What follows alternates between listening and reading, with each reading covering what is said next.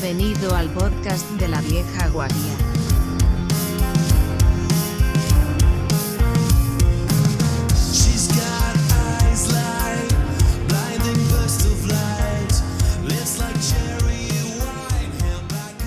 Muy buenas a todos y bienvenidos a otro episodio de La Vieja Guardia, como ya es habitual.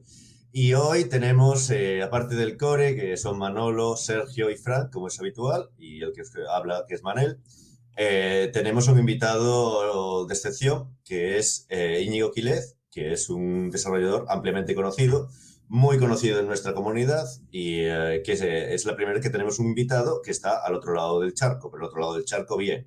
Está en Los Ángeles ahora mismo. Bienvenido a nuestro podcast, Íñigo.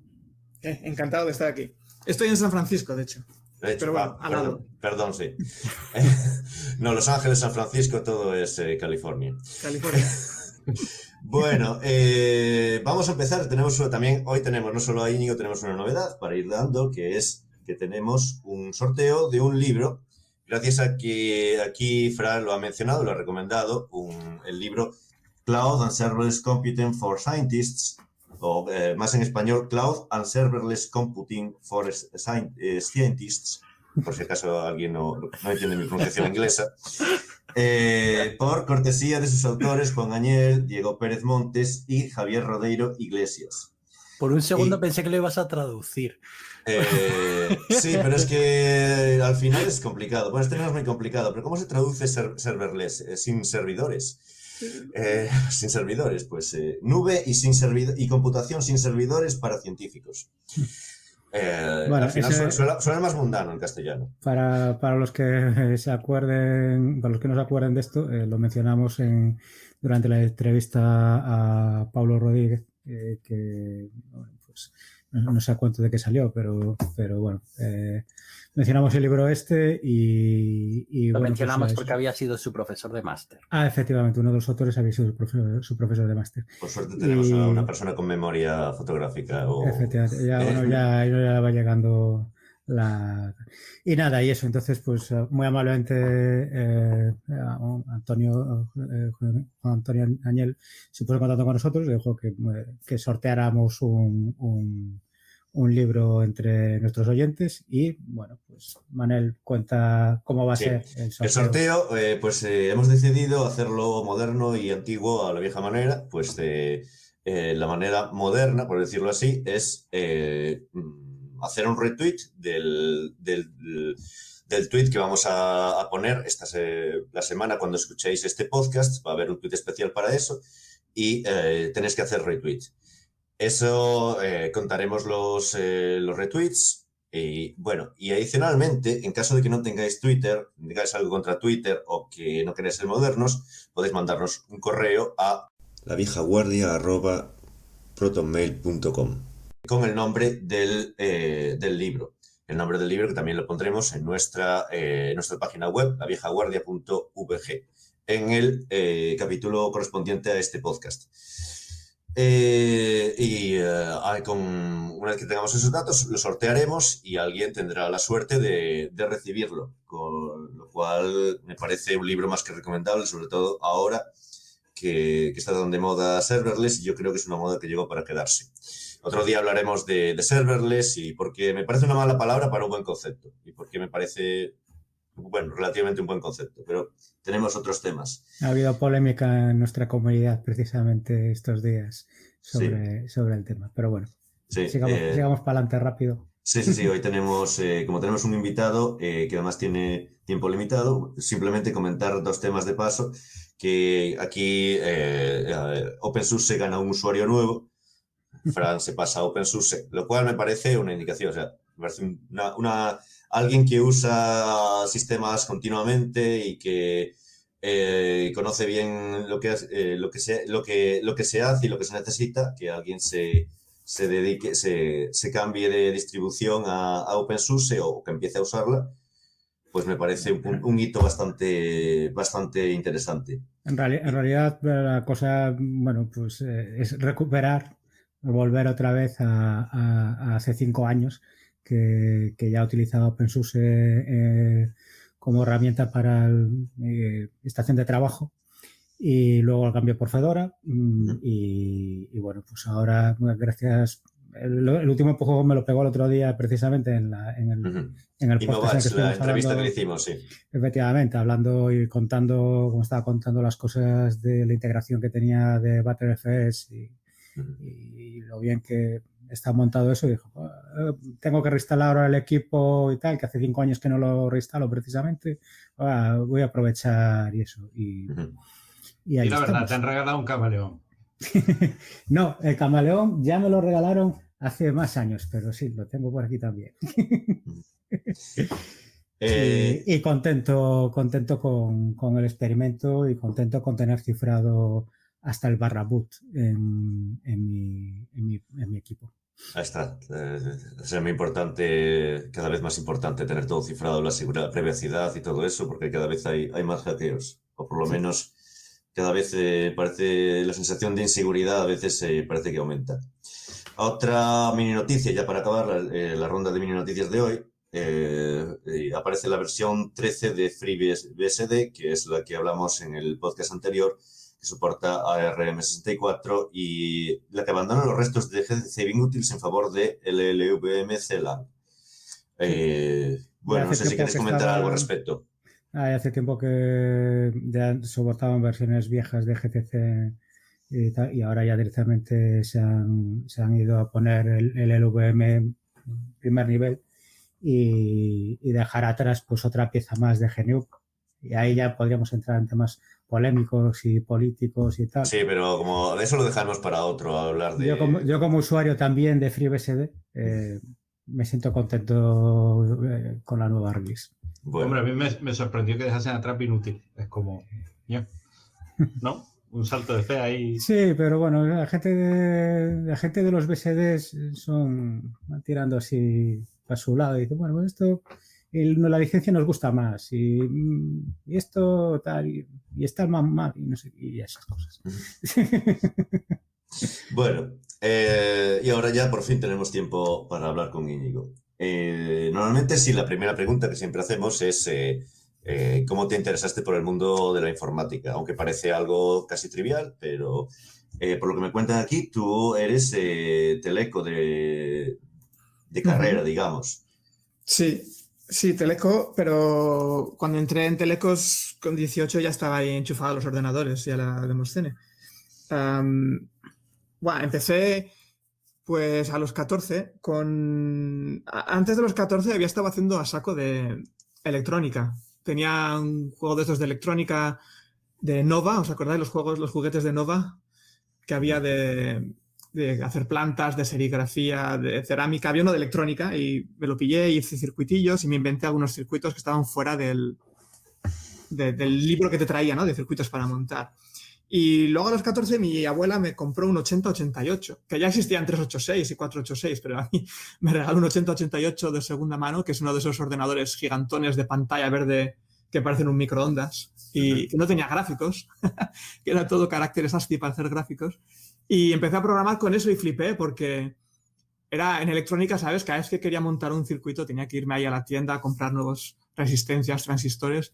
Y aquí simplemente era magia porque podía teclear y podía inventarme nuevas cosas sin tener que comprar nuevos circuitos ni nada. Era como el poder infinito, básicamente. Y nada, aprendí a programar en BASIC, el GW Basic, con un libro que me robé de no sé dónde. Y ahí empecé, hice unos cuantos juegos, hice un programita para pintar en caracteres ASCII, ¿sabes? Que si estás con las flechas moviéndote para la derecha y luego hacia abajo, te metía el carácter ASCII adecuado que hace como de esquina. Sí, aquí está demostrándonos ahora Frank manual de Microsoft, GW Basic y todo. Sí. Y parece hecho, bastante... Hasta hace poco programé algo en GW Basic. No sé qué tenía que hacer, un grafiquito para un artículo o algo, y dije, lo acabo antes en Basic. Este venía en mi primer PC, que era un 286, era un poquito más modernillo. Sí. Y venía pues un par de tochos y uno de ellos era el de programación GW Basic, sí. Creo que vamos a ver un repunte en las búsquedas de GW Basic a partir de esta semana. He visto que a mucha gente, sí, la verdad, yo recuerdo que también empecé haciendo cosas así. Aunque yo también tenía un pequeño inciso que algunos tuvimos un 80-86 con que ya podías hacer gráficos en CGA, los privilegiados. Está claro. Yo tenía una Hércules, una tarjeta de estas de 720 por 480 o algo así, monocromo, solamente era negro o verde. Pero no tenía yo el driver adecuado para utilizarlo, así que era todo texto. Sí, pues se podían hacer gráficos con la Hércules. Tenía un modo gráfico de 2 píxeles. Sí, bajaba hasta 320 por 200, creo recordar, cuando ponías en gráfico. Yo también tenía una Hércules en naranja y recuerdo que habían emuladores de CGA para Hércules que con eso intentaba que los juegos corriesen, a pesar de que no tenía colores y no tenía nada. Exacto.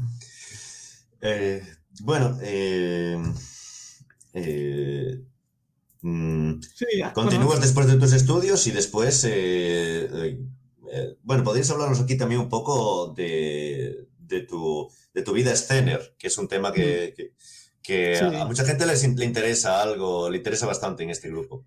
Sí, de hecho, acabé aquí por Demosceners. Está aquí Sergio, que me ha enchufado. Pues... sí, ¿cuál fue la historia?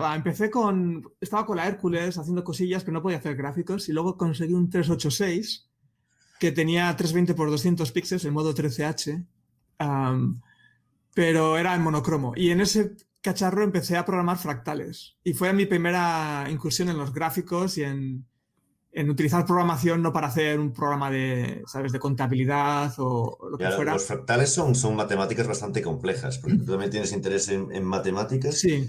Y te te puedes meter a saco en las mates y sí son complicadas si quieres explicar por qué estas formas salen de estas fórmulas. Y puedes derivar con papel y lápiz y hay explicaciones por qué los gráficos fractales salen de la forma que salen. Pero si simplemente estás a nivel aficionado para jugar y meterte en píxeles y hacer imágenes bonitas, no es programación complicada la que te hace falta. Y me metí ahí a hacer fractales y fue mi primer contacto con gráficos y con intentar hacer imágenes bonitas. Y luego descubrí la Demoscene a partir de Asier Murciego, que estaba en el grupo Génesis. Allí en Euskadi, yo soy del País Vasco, soy de San Sebastián, pero estaba estudiando en Bilbao, en Telecos, y le conocía a Asier en Telecos, era un año mayor que yo, pero compartíamos piso, y nos pusimos a hacer demos, y es el que me enchufó y me empezó a llevar por ahí a las demos, a la Euskal Party, por supuesto, pero también nos fuimos mucho a Galicia, a La Rautada, a todo este tipo de parties. Y ahí es donde me enganché a hacer gráficos con computadora, pero... sobre todo intentando hacer gráficos bonitos, ¿no? A nivel artístico. A ver, yo era un programador y no tenía ni idea de arte, pero estábamos rodeados de artistas y de diseñadores y ahí me aficioné a hacer gráficos por computadora, que es lo que vivo ahora, básicamente. Mi vida está centrada en eso y fue por Asier y por los fractales y la Demoscene. No sé si tienes alguna pregunta, sí, Sergio. No, la Demoscene creó muchas carreras profesionales. Siempre había el miedo entre los esceners de vas a acabar haciendo videojuegos, eso es terrible. Y mira tú, al final tampoco era tan terrible la gente que trabajó en la industria de los videojuegos. La verdad es que a mí me parece que era algo que está un poco perdido por la complejidad que tiene hoy día para empezar, pero era algo muy bonito que merecía la pena. Sí, yo nunca he trabajado en juegos ni he jugado tampoco a juegos, entonces no. Pero hay un montón de aplicaciones de gráficos que básicamente si eres un demoscener y te has pegado con gráficos tienes opciones en el mundo del cine, en el mundo científico, en el mundo de la medicina, en el mundo del advertising. Hay todo tipo de cosas que no son juegos, pero bueno, si te gustan juegos pues también, ahí está. Y era una forma súper como muy sana, ¿no? De introducirte a ese mundo, porque teníamos nuestras competiciones, que parece que hay como un aspecto competitivo a la Demoscene, pero era muy amigable, estábamos todos compartiendo lo que hacíamos, los trucos que habíamos hecho, cómo habíamos conseguido los efectos. Era muy, muy divertido y una transición muy fácil de un mundo de hobby, digamos, y de ser un niño en tu habitación jugando a un mundo profesional, ¿no? Porque la Demoscene poco a poco vas conociendo a gente que está en la industria, te van introduciendo a trabajos y cosas, y fue una transición muy agradable. No recuerdo en plan, soy un niño y de repente soy un adulto y tengo que empezar a buscar trabajo. Fue todo como muy gradual, muy fácil. Esos temas, la verdad es que siempre es una etapa de la vida que se recuerda mucho, sobre todo cuando preguntamos esto. Ya, eso es verdad. Siempre se recuerda, en una etapa, seguramente se recuerda un tono muy romántico, muy de pasárselo bien. Claro, no tienes hijos ni que pagar impuestos, ni hipotecas, entonces todo es fácil y romántico. No tienes que pelearte con visados ni nada. Claro. Ay, los visados. Ya, bueno, ahora entonces, claro, después, así un poco por encima, das el salto, bueno, no sé si estás un tiempo en España y después das el salto a otros países, porque te vas a hacer otras cosas fuera. Sí, empecé trabajando, mi primer curro, o sea, yo acabé Telecos, que Telecos, no sé cómo será hoy en día, pero entonces estudiábamos básicamente electrónica digital, electrónica analógica y mucho de antenas, diseño de circuitos, de filtros analógicos, de modulaciones. Todo estaba enfocado siempre al mundo de la telefonía, ¿no? Que era lo que en esa época, en el 98, 99, 2000, estábamos con el 1G, el 2G. Eran tecnologías nuevas, estaban poniendo antenas y torres de microondas por todo el territorio y entonces lo que estudiábamos era diseñar antenas. Y la informática estaba siempre... Creo que hicimos 2 semestres de programación básica en C, pero no aprendimos sistemas operativos, ni algoritmos, ni nada de lo que estudia la gente de informática. Pero mi primer curso fue de informática, yo pasaba de las antenas y aprendí a programar por mi cuenta para la Demoscene y mi primer curso fue de... ¿cómo se dice en castellano? Sistemas de información geográfica. En inglés es GIS. Y era básicamente una empresa en Navarra, Tracasa, que supongo que existe todavía, que estaban haciendo mapas, estaban mapeando todo Navarra antes de que existiese Google Maps, básicamente. A una resolución muy baja, tenían aviones que iban escaneando todo el territorio y luego yo hice un algoritmo para todas las imágenes individuales engancharlas, realinearlas, deformarlas hasta que pudiesen hacer una imagen gigante de todo. De hecho, eso enlaza con el invitado que tuvimos ayer, justamente, porque también está en un proyecto similar para Galicia. Él hacía parte de un motor que se llamaba Santi, que hacía ese tipo de cosas, y Manolo también ha estado trabajando en ese tipo de cosas, también haciendo visualización para ese tipo de gráficos de GIS. En mi caso no era la visualización, sino era el procesamiento de alinear encontrar las transformaciones que hacen que todas las imágenes se alineen. Pero bueno, estuve poco tiempo en eso. De todo un poco. Era tanto visualizarla como hacer que el lot enganchase bien entre los diferentes parches y todo el tema. Supongo que todo eso ha desaparecido, ¿no? Ahora ya con Maps, con Google Maps y tal, no sé si hay empresas todavía que tengan sus propios sistemas de mapas y de todo. Bueno, sí, hay empresas y que empresas y organismos públicos sigue habiendo y además sí, se tirará mucho de Google Maps o otros servicios de pago, pero bueno, yo creo que los estados siguen teniendo... OpenStreetMap está también por ahí. OpenStreetMap también está por ahí, pero luego yo creo que siguen todavía los gobiernos, organismos gubernamentales haciendo vuelos fotogramétricos para... Y tienes las grandes corporaciones que se encuentran generando, y por ejemplo para tecnología militar se usa mucho, entonces los militares cada uno su organismo tiene su propia rama de eso, porque yo conozco de hecho en Canarias Google le compra a una empresa de gobierno que se encarga de pasar con los aviones y hacer todo el escaneo. O sea, que es un dato que seguramente es muy interesante, porque yo creo que hay muchos más datos que no son abiertos al público. El Google Maps es un poco más lo de para el consumidor, pero hay muchísima más información en ese aspecto. Y hablamos de GIS una vez porque hay una conferencia y estuvo Fran atendió varias charlas, creo. Sí, es un mundillo, es otro ejemplo de gráficos que no es videojuegos. Y tú ahí estabas en la Demoscene, ya seguías en la Demoscene, quiero decir. Sí, bueno, sí, seguí hasta 6 años más de todo aquello. Sí, porque me acuerdo de que estuviste con Geiger haciendo una competición de quién hacía la rotación más rápida en un 486 y todas las semanas... Era una locura, en plan, yo tengo 3 fotogramas más. Esto me suena. Yo no sé si participé, pero sí recuerdo la competición de la que hablas. Y el Geiger, que se hizo un sistema en el que estaba guardando las texturas en tiles, ¿no? De 8x8 píxeles. Porque claro, si pones una imagen en la pantalla, tal cual es la imagen, ¿sabes? Horizontal y sin ninguna rotación, pues cada píxel de la imagen va a un píxel de la pantalla. Y según vas leyendo píxeles de la imagen, el PC va cacheando los siguientes 16 píxeles, ¿no? O lo que sea. Entonces, cuando los vas a escribir a la pantalla ya los tienes. Pero si de repente pintas la imagen rotada o boca abajo, la caché está precacheando los píxeles equivocados. Total, que se inventó un sistema de indexar las texturas y las imágenes por tiles, que es como lo hacen las GPUs, de hecho, por la misma razón. Total, el Geiger este es un pavo que estaba como 20 años por delante del resto del mundo. No sé a qué se dedica hoy en día, pero tenía ideas y algoritmos que estaban pues a un nivel. algún día te lo cuento porque yo monté una empresa con él. Ah. Y algún día te lo cuento porque da para mucha. Ok. Si es que se puede contar en un podcast, pero bueno. O si no, ya. No, pues bueno. Mira, yo a nivel personal le conocí nada más una vez que me fui al Pirineo a caminar con él y con Asier, con el que hablaba antes de la Demoscene. Y estuvimos un fin de semana por ahí pateando por la montaña y tal. Pero ya no le llegué a conocer mucho más. Pues yo sí que, aparte de que estaba en mi grupo, yo me fui de casa a los 19 años, 18, 19, y me acogió en su casa. Y entonces él estaba estudiando en Coruña y yo viví en su casa gratis de Ocupa. Entonces, claro, yo a Adrián le debo, pues consideré que siempre que tenía una deuda.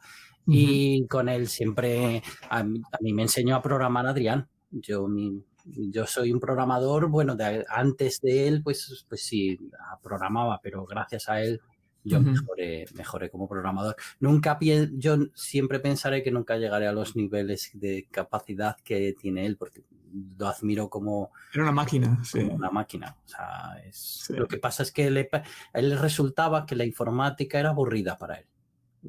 Y todo eso que hace, que es altamente creativo, increíblemente, y no. Y entonces decidió, pues durante un tiempo pasó a ser albañil. Por eso es una historia que fuera del... Tenéis que traerlo aquí. Sí, podría ser algún día. Si lo logramos encontrar. No, vive una vida nómada.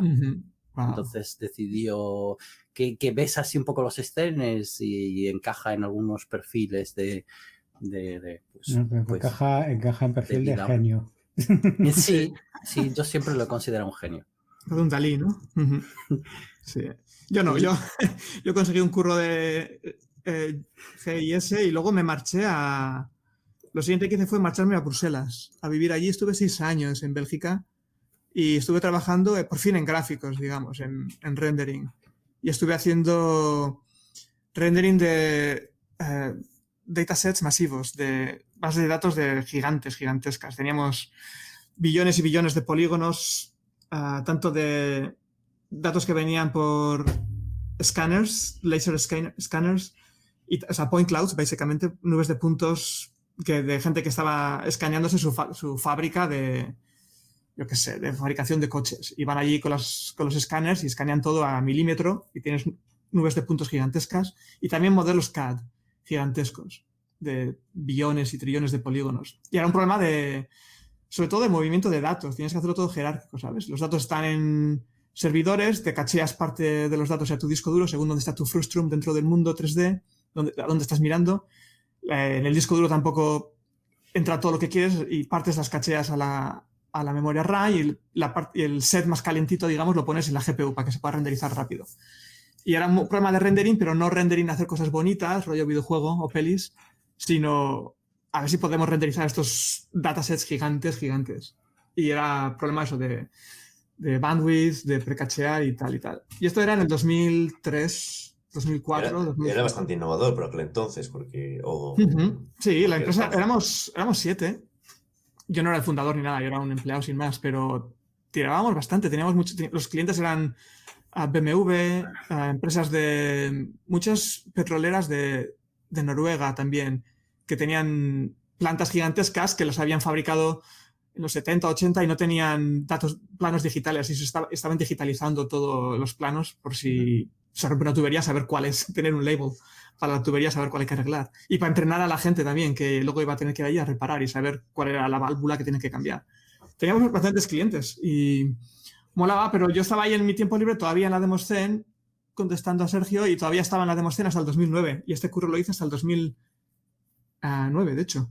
Y en mi tiempo libre, mientras hacía este curro de ingeniería pura, digamos, gráficos, pero más de ingeniería, sin nada artístico. En mi tiempo libre empecé a hacer Demoscene más...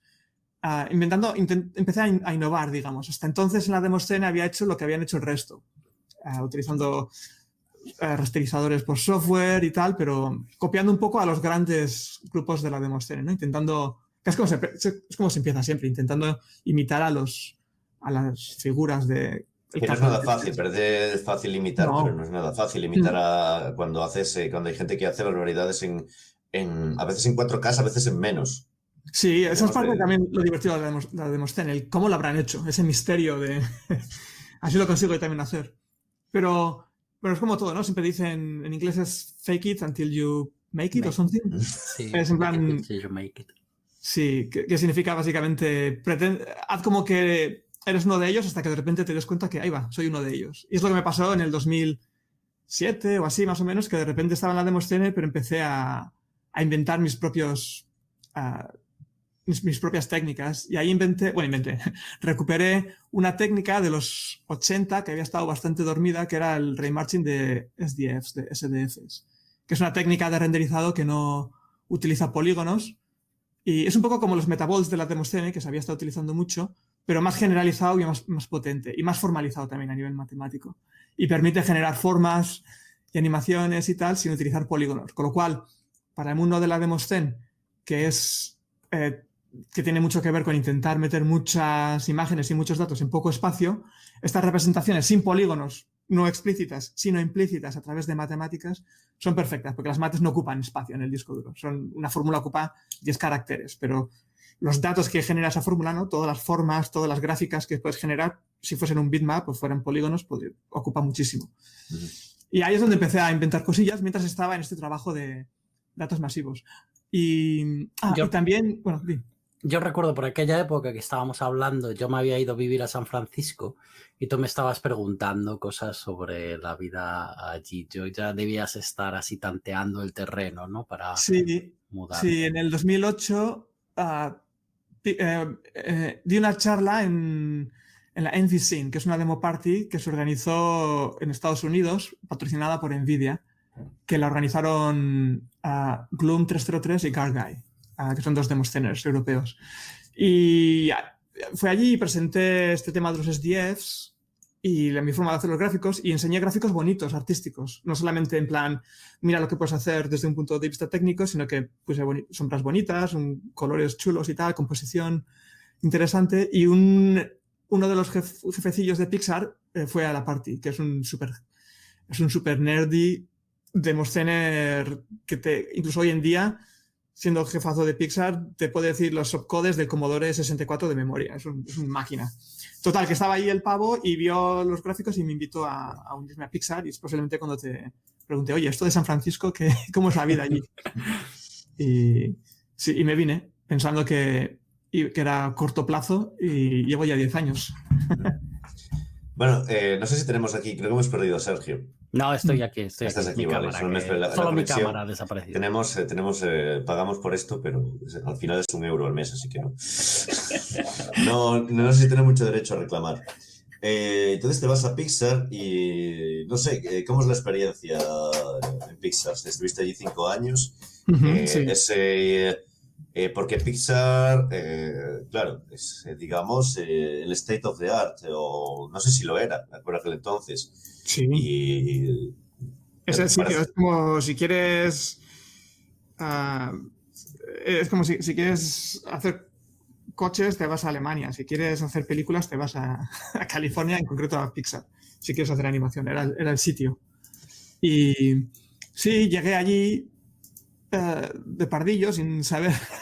Bueno, sabía un poquito de inglés, porque en Bruselas había estado 5 años y tenía que hablar inglés con el resto de la gente del curro. Entonces, por lo menos tenía eso, pero no sabía nada, de la vida de allá. Y bien, me adapté y empecé a currar, y me llevó como 6 meses que me dieran una oportunidad para hacer lo que yo quería, que era gráficos. Me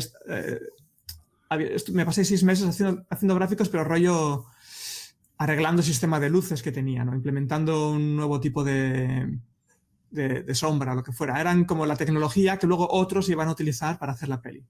Pero a los 6 meses salió la oportunidad de trabajar directamente en la peli, no haciendo las herramientas, sino haciendo los shots de la peli, tocando las imágenes que se van a ver en la pantalla. Y eso pues era la gran oportunidad para mí. Ahí me metí de cabeza. Sin saber muy bien lo que hacía. Para Brave, que es la película en castellano, creo que era Valiente, la de la niña... No sé si se traducen, pero bueno. Ni idea. No sé. Y... Puede ser, o se traducen solo en Latinoamérica o algo así. No puede sé. ser. Porque no me suena Valiente en castellano, pero tampoco sé mucho de seguir todas las películas, porque Pixar produce muchísimas películas. Parece que no, pero al final va acumulando muchas. Una al año, una cada año y medio, algo así. Se llamó El Indomable en España. Indomable, vaya Indomable. Aquí... Tú no la has visto en castellano, ¿no? Que va, no. De hecho, cada vez que no veo pelis, pero cuando veo una en castellano, no me gustan, tío, porque les ponen voces de pito. No sé por qué. Las voces en el doblaje español, no sé. Sí, el doblaje español les ponen unas voces muy agudas, ¿sabes? Todos los doblajes tienen como una escuela. Por ejemplo, en Alemania es súper sosa. Cada país tiene su forma de exponer, de tener sus propios formas de doblar. Pero eso es un tema curioso, pero sobre todo porque estamos fuera. Me pasa con Harry Potter, por ejemplo, las vi en inglés, ¿no? Y muy potente, los chavales tienen su voz normal, el mago tiene la voz grave, y luego en castellano son todo... que pierde toda seriedad. Pero... Total, que sí, trabajé en esta peli, Brave, y el problema que me pasaron, el marrón que me pasaron fue... Teníamos que pintar un bosque. Y esto era el 2010. Y en aquella época estaban pintando las películas con máquinas de 4 gigabytes, a 32 bits, que es muy poquito. Y 2 gigabytes estaban reservados para los personajes. Y tienen ropa, tienen pelo, y renderizar y animar pelo. Como te imaginas, hay 100.000 pelos o 200.000, pues se lleva toda la memoria. Y a mí me quedaban 2 gigas, nos quedaban a nuestro equipo 2 gigas para pintar los fondos. Pero a diferencia de otras pelis, esta peli quería el director de arte que el fondo fuera muy detallado, muy vibrante, muy con mucho detalle, básicamente, que tuviese millones de hojitas de musgo, de ramitas en el suelo, piedritas, que se viese con mucha textura, digamos, ¿no? Con mucho volumen. Y no tenían la tecnología para hacer eso, y menos en 2 gigas. Sobre todo no tenían el número de artistas ni las herramientas para crear tanto contenido. Y tampoco tenían el renderer, el renderman no daba como para pintar tanto detalle. Entonces me pasaron el marrón y ingenuamente empecé a intentar generar árboles y vegetación utilizando la tecnología esta que había estado haciendo en la Demoscene, la de Remarching de SDFs. Y tenía una de las ventajas era que podía generar mucho contenido con pocos datos, ¿no? Lo que decía antes de que la representación matemática, en vez de en contraste con la representación poligonal, pues no ocupa disco ni memoria, con lo cual podía generar muchos datos sin quemarme los 2 gigabytes. Pero tenía muchos problemas de aliasing, que el aliasing es cuando pintas cosas muy pequeñas en la pantalla y por las cosas que están lejos de la pantalla son más pequeñas que las que están cerca, ¿no? Por perspectiva. Y cuando los objetos que son más pequeños que un píxel, pues el ordenador no sabe muy bien qué hacer, porque en un único píxel tiene que poner un único color, o sea, un píxel es un color, pero en ese píxel, por perspectiva, hay 5 hojas de helecho, 3 arbustos y 8 piedras. Y cada uno tiene su color. Y de todos esos colores, ¿cuál es el color que vas a elegir para poner a ese píxel? Y puedes hacer un promedio o no, pero entonces ya los cálculos tienes que empezar a calcular todos los objetos que caen en ese píxel en vez de simplemente un cálculo por píxel. Total, que se complejiza mucho y se hace lleva mucho evaluar todos esos datos. Total, que había alianzas. Un pequeño inciso aquí. Sí. Me acuerdo,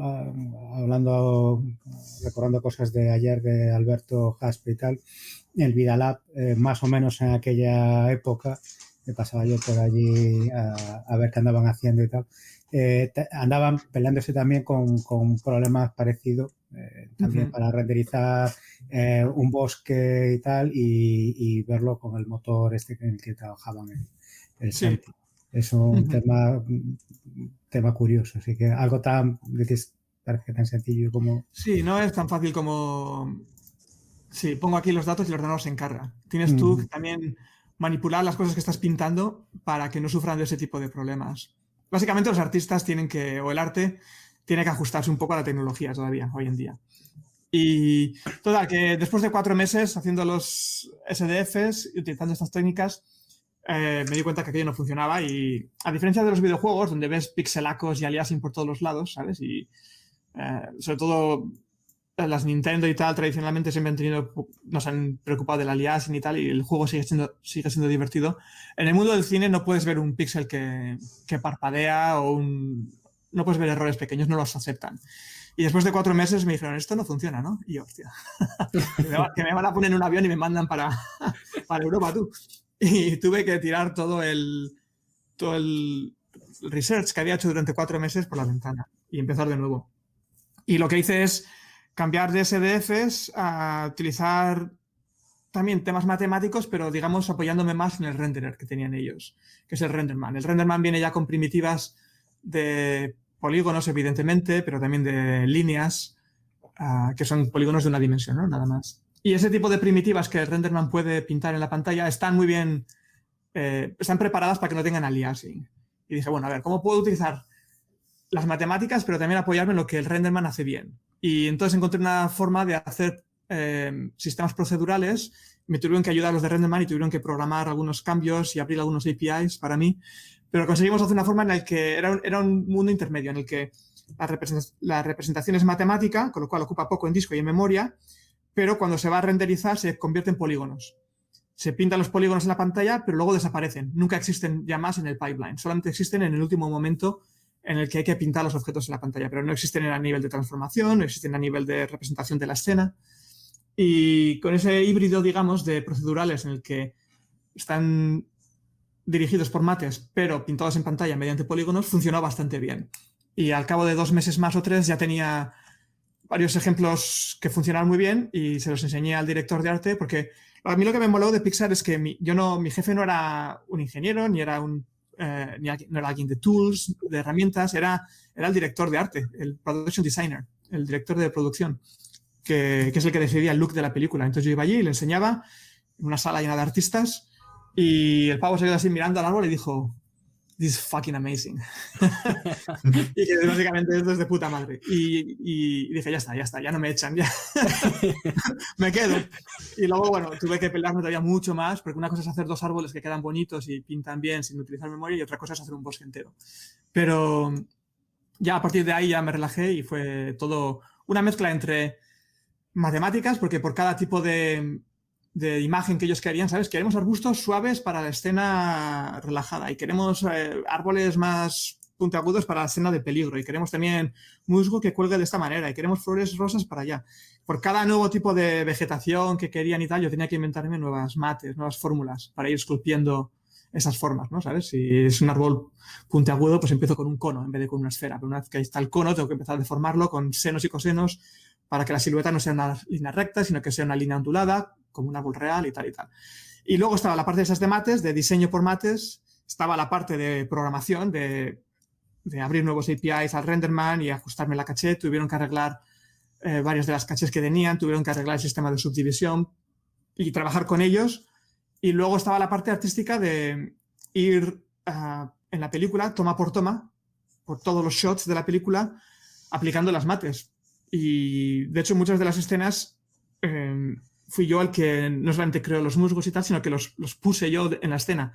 Aquí estamos viendo una imagen que los oyentes no verán, pero estamos viendo una imagen de Mérida en un caballo por un puente. Yo fui el que fui ahí al puente y dije, aquí va el musgo y aquí no. Y estuvo súper guay. Mientras Íñigo habla, Sergio nos está poniendo partes de Brave. Es la vegetación, shots de planos de la película. Y vemos que la vegetación efectivamente, pues ahora que lo dices casi parece, no sé, como fractal o algo así, ¿no? Pero a lo mejor es por sugestión de lo que acabas de decir. Pero sí que parece efectivamente que es que tiene cierto componente matemático. O sea, no cumple enteramente su función de parecer realista. Pero bueno, al final es una película de animación. Es decir, tampoco estamos pidiendo una recreación en tiempo real de una película. De hecho, es muy poco realista. Es realista y no realista, pero hay un ejemplo de que no es realista, es que muchas veces las hojas de los árboles ni siquiera están conectadas a las ramas. Si te fijas bien, están flotando. Y porque la idea era más no replicar la realidad, sino trabajar como un pintor pinta, que es evocar. ¿Es evocar un verbo en castellano? Es, Sí. Vale. Evocar la complejidad del mundo natural, ¿no? No hace falta que todo sea botánicamente exacto, sino tú como pintor pones unos brochazos aquí verdes, unos brochazos allí azules y bueno, pues da la impresión de que es vegetación. Y el proceso mío fue el mismo, no era hacer algo realista. Y si te fijas en la peli, verás que hay muchas cosas que están mal, pero la idea es simple que el público está mirando al personaje que está hablando y lo que es el fondo está ahí para ayudar a la historia, no para que tú te pongas a mirar lo bien que está hecho. Claro, yo recuerdo que habías comentado que el tema es que Pixar no había hecho este tipo de escenarios. O sea, no, si nunca lo habían hecho. ¿No? Las que había hecho, entonces para ti realmente fue una gran revelación para Pixar que este tipo de... mira, que podemos hacer escenarios que ya no tiene que ser una ciudad esto. Vamos a hacer un bosque. A ver, la verdad es que me parece fantástico. Sí, y también fue la revelación para ellos porque cuando Pixar empezó, ellos fueron los pioneros de computer graphics y todavía no existían los Maya, los Autodesks, no existían los ZBrush y no había herramientas. Y cuando empezaron esta gente a hacer computer graphics, la gente que modelaba los modelos y ponían las texturas y los colores eran programadores y lo hacían de forma procedural, que es básicamente picando código. Y luego fue ya cuando la industria maduró un poco y ya se empezó a generar dinero y había una industria, pues es cuando las empresas empezaron a invertir en crear herramientas y tal, y es donde entró ya la generación de artistas. Y se creó la figura del artista digital y los programadores se pusieron al lado y se quitaron del medio, digamos, y ya no generaron contenido ellos, sino que dejaron que los artistas lo hicieran. Y los programadores estaban ahí para ayudar a los artistas. Pero con mi llegada ya fue un poco de dar la vuelta al ciclo y empezar otra vez a que los programadores generaran contenido. Porque hasta entonces pensaban que el tema procedural de programadores, todas las imágenes iban a ser siempre extremadamente matemáticas y con poco control artístico. Y con mi forma de hacer las cosas les demostré que, bueno, van a ser matemáticas, pero eso no quita que podamos decidir dónde van las flores rosas y dónde van las blancas, o cuánto de largo es este musgo o cuánto no. Se puede controlar las mates. Y eso fue también una innovación para Pixar. Pero bueno, siempre van, es como un péndulo, van de un lado para otro, ahora están otra vez en la parte más de herramientas y utilizan temas procedurales, pero sobre todo para tema de agua, para tema de olas, de fuego y tal, y no tanto para los escenarios.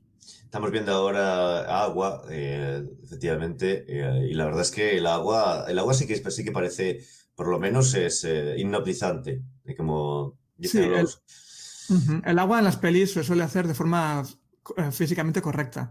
Hay dos temas que se suelen hacer de forma físicamente correcta en las pelis. Una es la luz, porque la física de las luces está bastante bien entendida y no es muy complicada, cómo funcionan las ondas, cómo rebota la luz por los materiales, los colores y tal. Hay mucha ciencia y entonces es fácil replicarlo y bueno, y que el ordenador se encargue de eso y dejar que el artista haga decisiones creativas, no simplemente que pierda su tiempo intentando replicar la naturaleza. Se puede replicar la naturaleza escribiendo las fórmulas de la luz.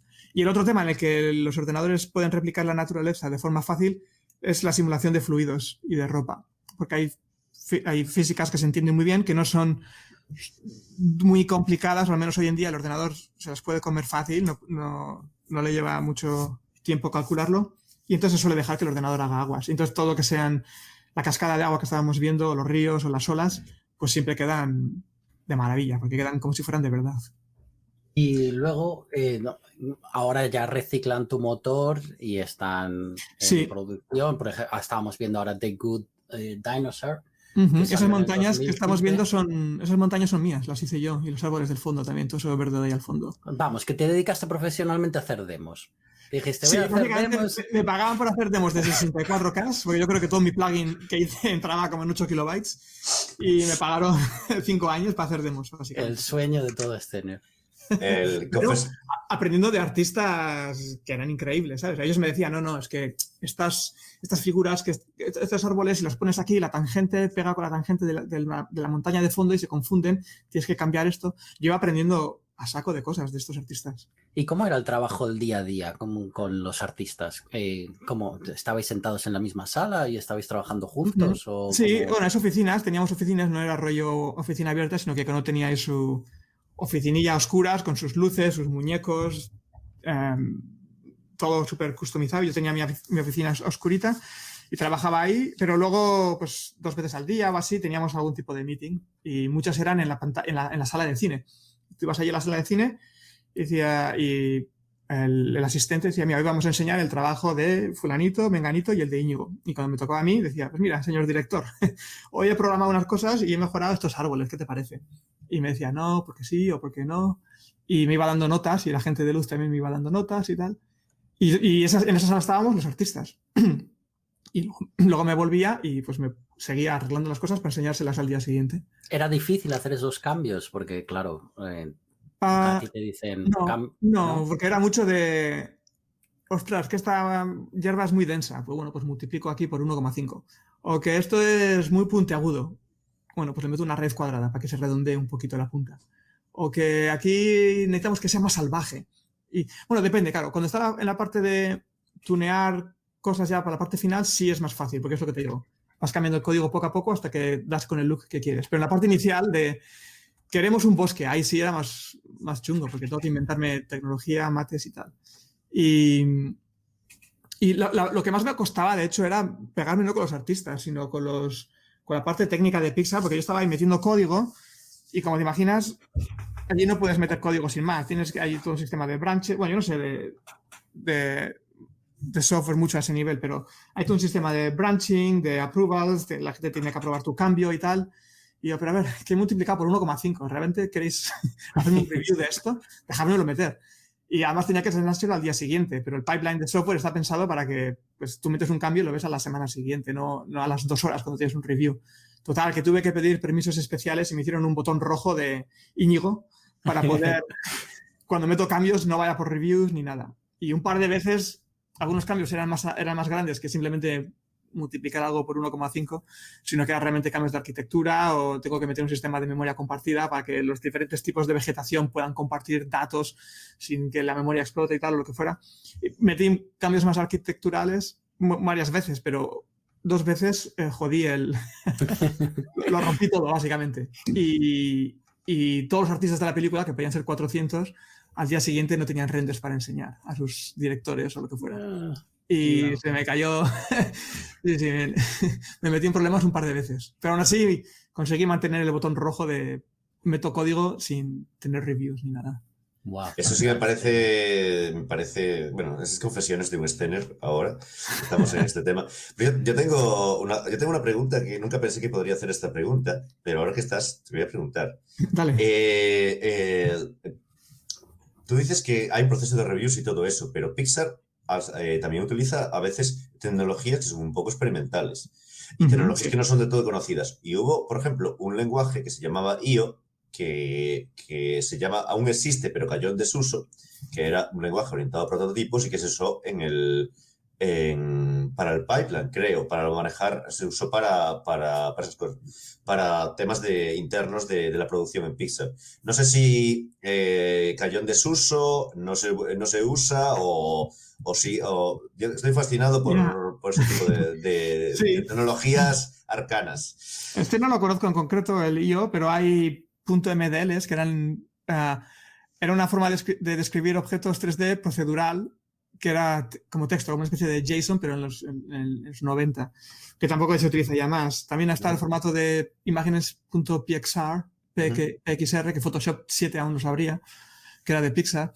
Sí, el tema es que Pixar, yo siempre lo he visto como la línea neandertal de los humanos. ¿Sabes? Que están los humanos Homo sapiens, pero hubo una rama ahí medio fallida, los neandertals, que coexistieron y al final iban a su propia bola. Y Pixar lo que pasa es que empezó tan pronto con los computer graphics que desarrollaron sus propias formas de hacer las cosas, sus propias formas especiales, y la industria empezó a crecer, los Adobe, los Photoshops, y la industria fue por otro sitio y ellos siguieron anclados en su rama evolutiva del computer graphics. Y sí, hay todo tipo de cosas que son solamente Pixar, que no existen en ningún otro sitio, desde formatos de ficheros hasta forma de riguear los personajes, ¿sabes? El resto del mundo, los personajes los conviertes de una escultura digital a un puppet, ¿sabes? A un muñeco que puedes articular mediante huesos, que se utilizan en los juegos, en los Maya, articula los personajes con huesos. Pues Pixar no utiliza huesos, utilizan otro sistema que se han inventado que tampoco son blend shapes. Tienen su propio sistema de deformers, de manipuladores, que está basados en, pues, muchos son basados en el concepto de imagen, imagínate, de imanes, ¿sabes? Que tú pones un imán en una zona y atrae los vértices de la malla y les pones unos pesos de atracción, pero no son huesos. Tienen su propio sistema. Total que sí, es un pipeline especial y diferente del resto del mundo. Nosotros, yo trabajé en soluciones gráficas por ordenador en Madrid, hacíamos Mística y hacíamos un software de estudio de televisión. Yo trabajaba en el estudio de televisión. Y el Mística se usa para postprocesado de películas. Entonces, cuando llega un director de cine, pues hay herramientas como Inferno en el que pues hay salas carísimas y tú eres un diseñador y cobras pues cientos y miles la hora solo por hacer el montaje, ¿no? Lo que es la postproducción final de la película. Entonces hay softwares específicos solo para montar esas escenas, ¿no? Esos softwares se pagan en función de horas, tienes unas salas en las que son impresionantes para que el director llegue allí, se meta, se enfoque y haga la composición. Y la composición tiene que ser en tiempo real, con ejecución, tienes que, pues quiero que me cambies estos fondos. Y se ve mucho en la industria, ¿no? Como van mejorando, pues los cromas ahora ya, pues metes una sala en la que hay proyección con pantallas y proyección con proyectores y entonces la persona se involucra dentro, ¿no? La industria de la animación y de la programación gráfica desde el punto de vista visual y artística es preciosa. Consume muchas horas. Los programadores se sentían un poco, los de Mística se sentían un poco mal porque lo que sucedía es que el ingeniero operario el operador cobraba 10 veces más a veces que el programador. Entonces dicen, y si a lo mejor, y si en vez de programar esto me dedico a... Pero tienes que tener la parte artística. Sí, hacer pelis de animación mola. Es una combinación de arte, de programación y de ciencia. Ahí están los PhD, ¿sabes? Los doctorados ahí en Pixar inventando algoritmos que algún día se utilizarán o no. Pero sí, es un popurrí ahí de gente. Y para muchos de los trabajos, el trabajo que yo hacía era una combinación de programación y de parte artística. Estaba dirigida por un artista de verdad, ¿sabes? Y no tomaba decisiones creativas a nivel de cómo se va a ver la peli. Pero dentro de mi mini responsabilidad de hacer que las cosas se vean bonitas, pues tenía que aplicar un poco de sensibilidad artística. Y ganaste premios también. Sí, me dieron el VES, que es el premio que dan a la gente que hace visual effects, que hacen efectos especiales para pelis. Y me dieron en el 2011, creo. No, 2012, no me acuerdo. ¿Y ese dónde lo tienes? Ese... Pues está escondido por ahí. No, a mi hija le gusta porque es de oro y todo lo que... Bueno, parece de oro, no sé si es de oro, no sé de qué será. Pero todo lo que brilla le gusta, entonces lo he vuelto a sacar últimamente. Lo he sacado otra vez. Pero estaba por ahí escondido. Sí. Bueno, ahora que estamos aprovechando, como es que es una carrera muy bonita, también yo creo que es un poco dura, ¿no? O sea, sobre todo si requiere conocimientos de matemáticas, trabajar en una conocimientos, habilidad y gusto también por matemáticas y también demás disciplinas, física, programación, talento humano también, o sea, relaciones sociales también, de vez en cuando hay que hablar con la gente, saber hablar. Sí, hay que hacer un poco de política, sí. También, sí, política y ser persona, a veces falla eso en alguna gente. ¿Qué consejos le darías a la gente que quiere empezar? Que quiere empezar en el mundo o si quieres darle un consejo. Normalmente... No soy bueno yo con consejos porque... Uno de los consejos que ya han dado es el de hacer que dio Diego en su día, y que me parece muy bueno, y realmente es algo también que el mismo que doy yo, es hacer un catálogo, un portfolio, un catálogo y hacer cosas y mostrarlas en un portfolio. Creo que Diego habló de hacerlo específico para el curro que estás aplicando. Sí, eso también, si puedes, si tienes tiempo, sí. Sí, yo fui allí con un demo reel. O sea, yo no llegué allí con proyectos de GitHub, sino que llegué con un CD con vídeos de lo que había hecho. Bueno, el caso de Pixar, bueno, eso es un ejemplo de aplica con lo que ellos quieren ver. Bueno, si fuese otra empresa habría aplicado con código fuente o con proyectos, pero aquí fui con vídeos enseñando las cosas que había hecho. Y consejos, pues, no lo sé, es complicado, pero si hay, en mi caso, supongo que en muchos de estos casos nuestros, de gente como nosotros, no es que tengas que, o sea, somos obsesivos, ¿vale? Hay algo que nos gusta y porque somos introvertidos o por lo que sean, podemos meter muchas horas en algo, por lo menos era mi caso.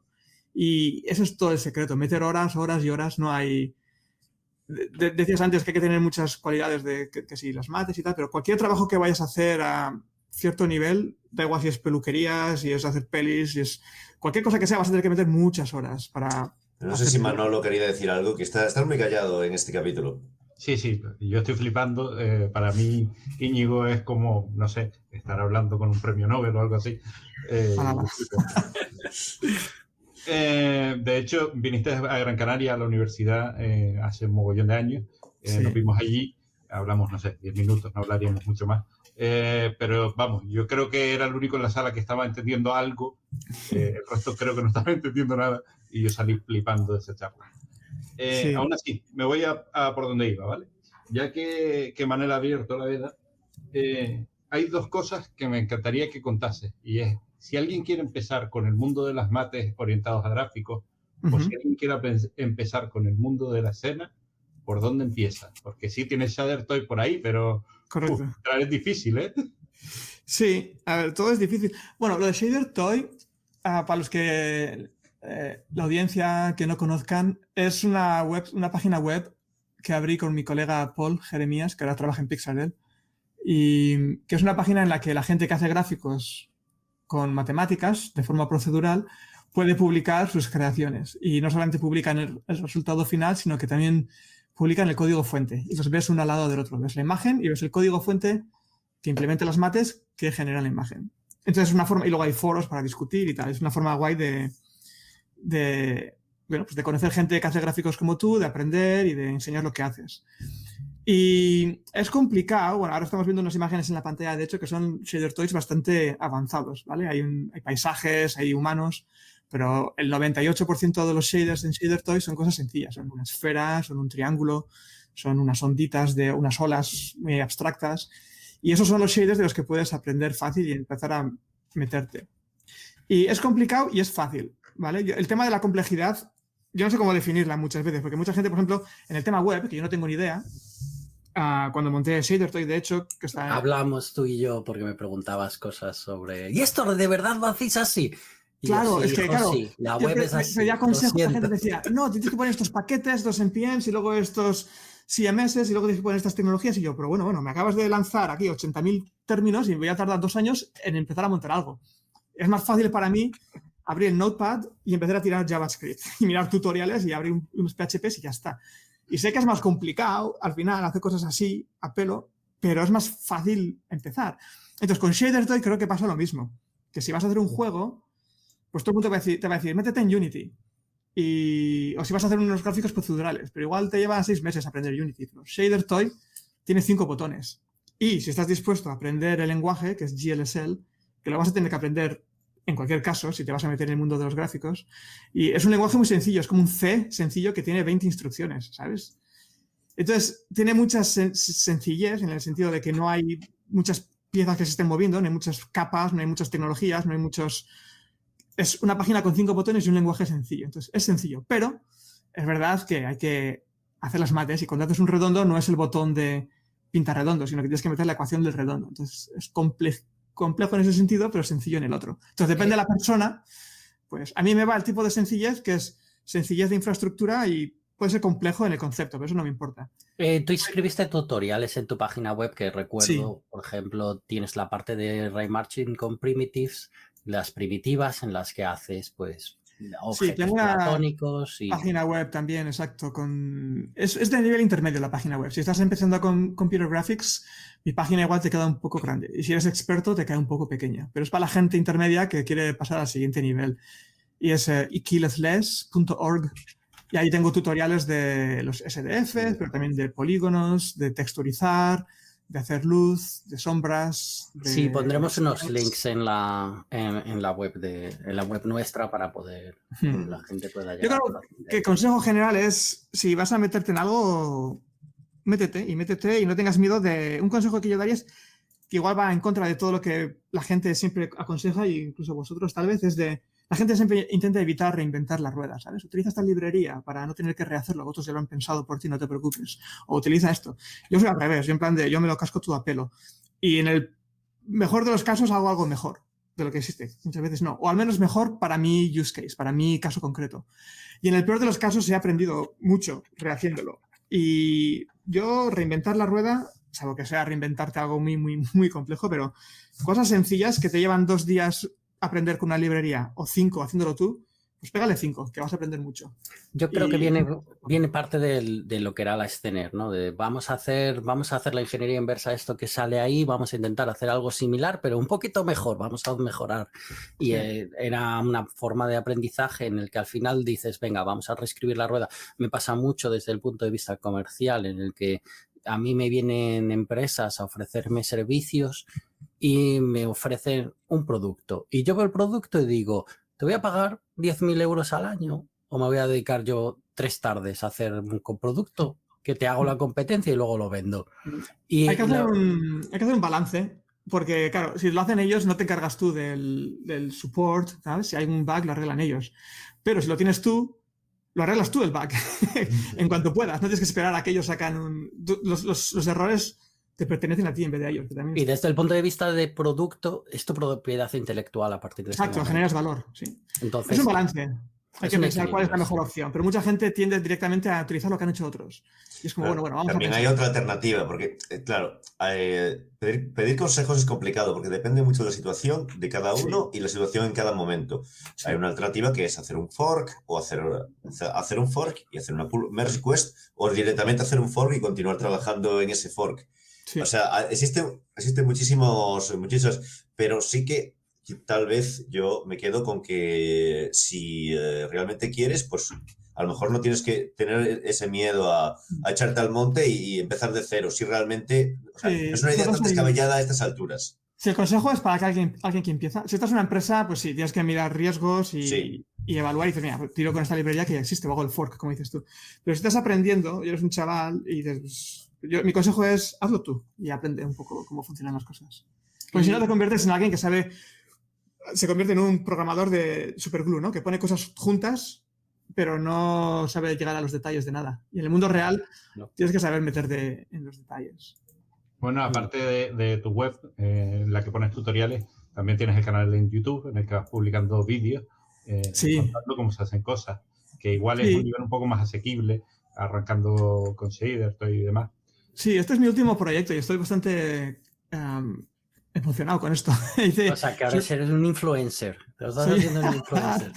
Sí, bueno, un influencer a un niche de gente de 5 locos como yo. Pero sí, influencer, supongo. Abrí un canal de YouTube con la intención de... No de enseñar o de educar, aunque sí un poco, pero sobre todo de inspirar, ¿sabes? Y quiero inspirar a la gente a descubrir que las matemáticas tienen un aspecto creativo, que no solamente es matemáticas utilizadas para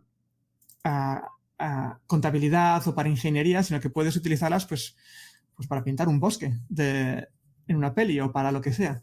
Y entonces empecé con el canal y creé un vídeo, el último que creé es de cómo pintar una niña con un fondo de árboles y tal, solamente utilizando mates. Y la idea es inspirar a los chavales a eso, a que vean que con mates puedes generar este tipo de cosas, ¿no? Educar. Y mi sueño es, ¿os acordáis vosotros de la serie de televisión o el libro? Yo tenía el libro, de hecho, de Cosmos, de Carl Sagan. Sí, por supuesto. Astrónomo de los 80, que tiene una visión súper romántica del universo y tal.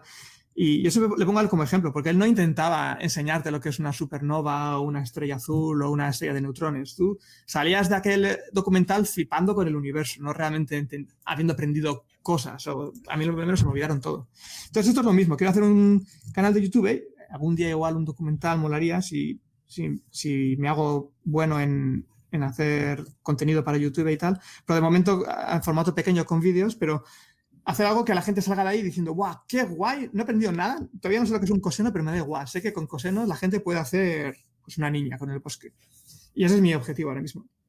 De hecho, yo recuerdo en la charla que diste aquí que una de las cosas que decías, que a mí en aquel momento me marcó bastante y me gustó, era no entiendas qué es lo que hace la función matemática, pruébala, cámbiala, pon un coseno, pues ponle un seno, ponle una tangente, ponte a probar, cambia las fórmulas y prueba a ver qué es lo que sale.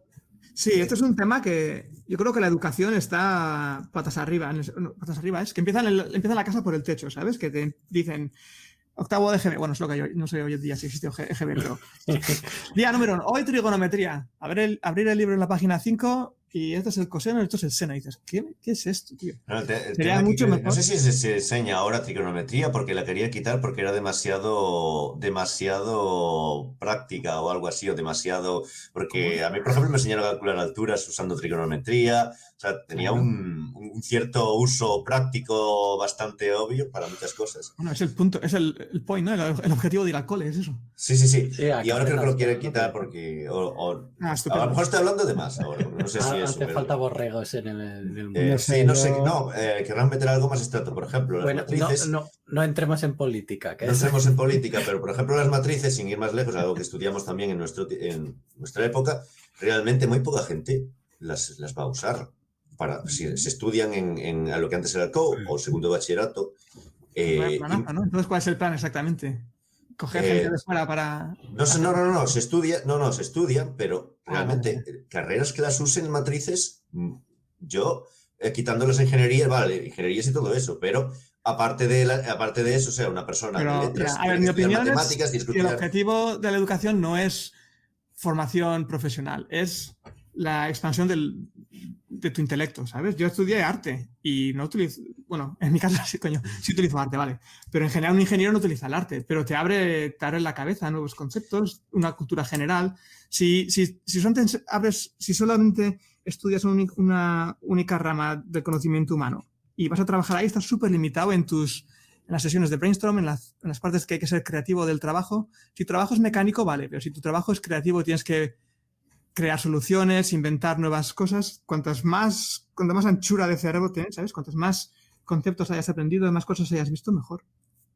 Y, bueno, el tema de las matrices se puede hablar de que igual no haría falta, no lo sé. Pero nada, no vamos a entrar en... Mi idea es que se está enseñando una operación matemática, pero sin enseñar un uso asociado. Correcto, no que sea útil, sino algún tipo de... Realmente no se dice. Y es algo que nos también... Sí. No, de hecho, lo que iba a decir originalmente con la trigonometría es eso, es que te enseñan el concepto, te formalizan los conceptos antes de enseñarte para qué son útiles. Y yo lo que proponía allí en Canarias, que es lo que está hablando Manolo, es que primero los chavales deberían jugar tal vez a través de computer graphics, ¿sabes? Con programitas, con ordenadores, lo que fuera, a manipular estas funciones, el coseno y el seno.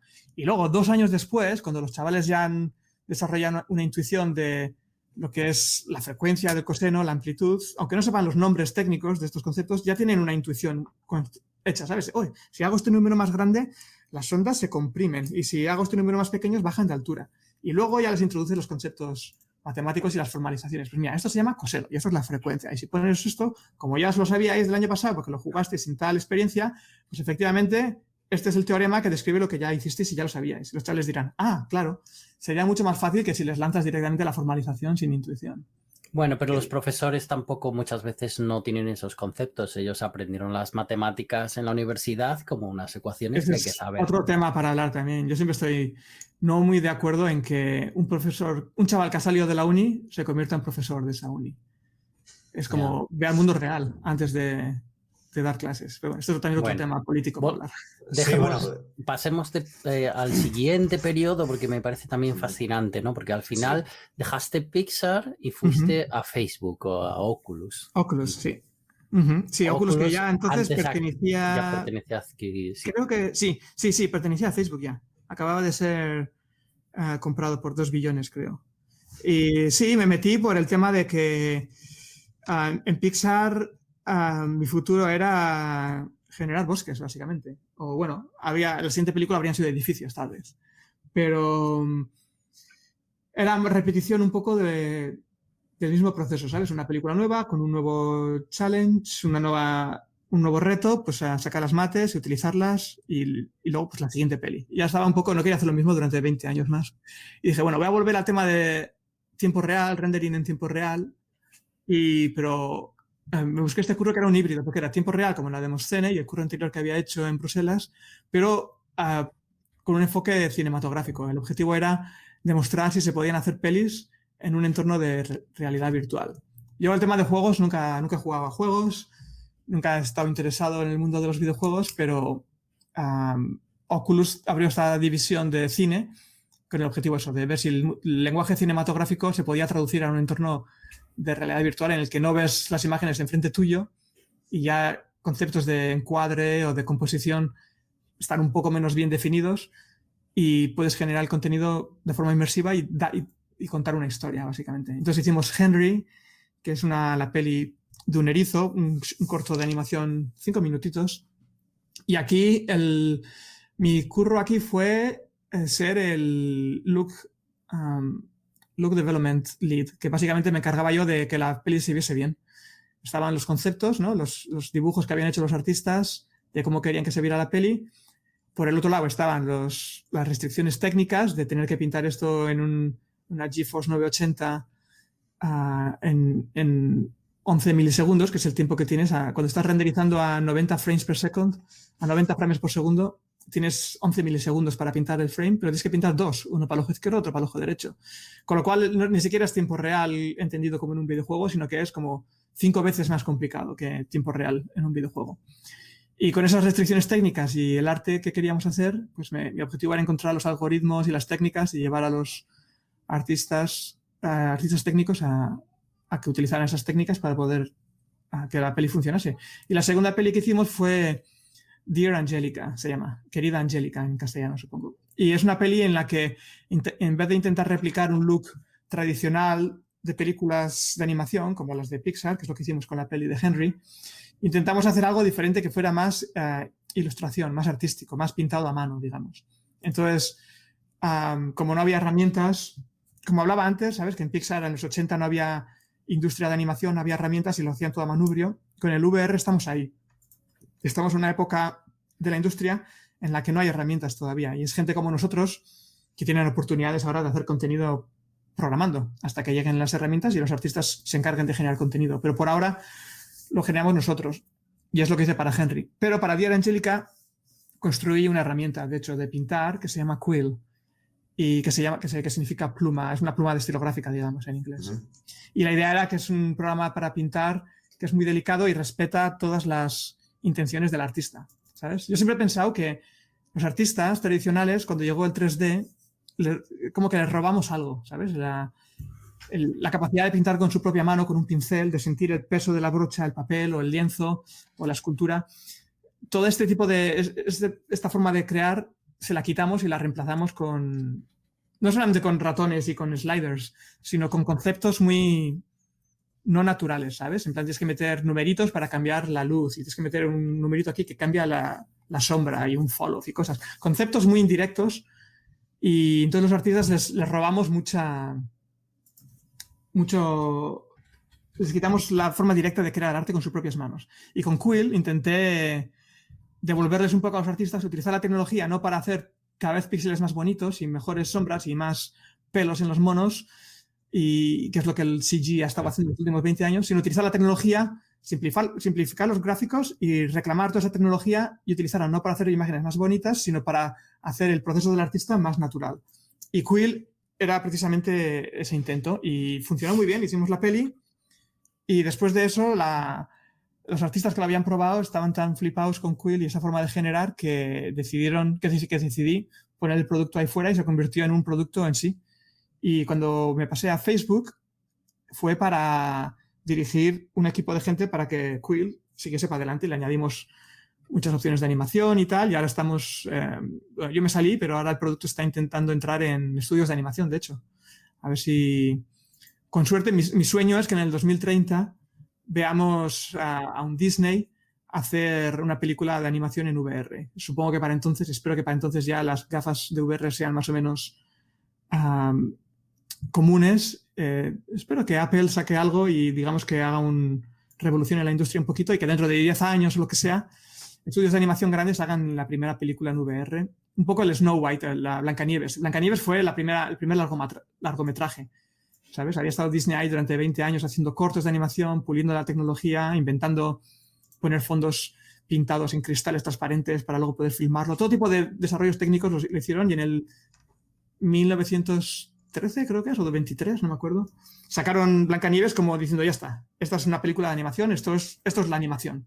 Y espero que dentro de 10 años o 15 o lo que fuera, pues haya el mismo tipo de evento sísmico, pero para VR. Es que a veces creo que se nos olvida de que hay... que detrás de todo lo que vemos que damos por sentado como Blancanieves, que es una película de animación que nos parece tiene ya 100 años, casi, a lo mejor. Sí, voy a mirar de cuándo se hizo. No sé si del 23, no sé, pero pues detrás hay todo una serie de gente que hace un esfuerzo técnico y tiene que hacer hay todo un desarrollo técnico de innovaciones, de trabajo detrás de eso y que hay que mantenerlo, que hay que seguir trabajando sobre eso y que no es fácil llegar a hacer algo que a nosotros podría parecer simple. Pero sí. aún hoy en día... 1937. 37, bueno. Sí. Me parecía que era en color, pero ya estaba pensando que a lo mejor que era en color, sí, y con sonido. Pero antes creo que... no sé si las películas en blanco y negro también ponían un disco al lado y sonaba al mismo tiempo o algo así, para poner el sonido. Yo tenía una pregunta porque sí. Tú ahora generas tanto contenido. Cuando ya estabas en la Demoscene, nosotros medíamos en cuánta gente veía tu demo, ¿no? Eras un buen Demoscener si mucha gente veía tu demo. Ir a una party, presentabas una pantalla y veían 500, 1000 personas. ¡Buah! 1000 personas han visto mi demo. Pero en tu caso, por ejemplo, en Pixar, todos esos niños que han visto tus películas, en Oculus, la introducción a la realidad virtual viene de algo que has creado. Eso, ¿cómo, aparte de cómo te sientes, qué hay más? Que aparte de aquí, ¿a dónde quieres llegar? O sea, ahora veo que la educación, pero... Sí, no, es verdad, la parte de Pixar fue mi sueño. Pensé que estaba ya acabado, o sea, que ya había terminado todo lo que tenía que hacer, porque, como dices tú, mis mates las vieron millones de personas de diferentes culturas, de todas las edades. Y de hecho, cuando salió la peli, ¡buah! Era un flipado yo. Me vi la peli 7 veces en salas de cine. O sea, me fui a 7 salas de cine que estaba emocionado. En plan, ¡guau! Mis mates están aquí en la pantalla grande. La gente no sabe que son mates, aunque luego hicimos un mini documental y tal, pero... Y me metí a la sala de cine para ver cómo la gente reaccionaba a la peli y tal. Y ya como que se había acabado, pero... No sé, luego me metí ya en el tema de la realidad virtual, no por el tema de cuánta gente lo va a ver, sino por el reto técnico, digamos. Y ahora estoy otra vez en ese mindset, en esa forma de pensar de que quiero que mucha gente vea lo que hago y por eso he hecho el canal de YouTube. Y pues, no sé, yo si puedo llegar a... Cuanta más gente vea y se inspire de que las mates son creativas, mejor. Ahora, el último vídeo hizo 100.000, 120.000... visitas, views. O sea, al principio 120.000 gente lo vio. Que está guay, que se saco. Espero que la siguiente sea más, pero ya no sé. Mola saber que lo que haces lo ve mucha gente. Está guay. Cuando empezamos, recuerdo que hablaste de Mandelbrot, que hiciste, no hablaste de Mandelbrot, sino hablaste de los fractales. Pero luego conociste a esta persona. Sí, conocí a Benoît Mandelbrot. Y recuerdo que te había dicho que lo que hacías era muy impresionante. O sea que... Sí, le moló. Era un personaje extraño, el hombre este.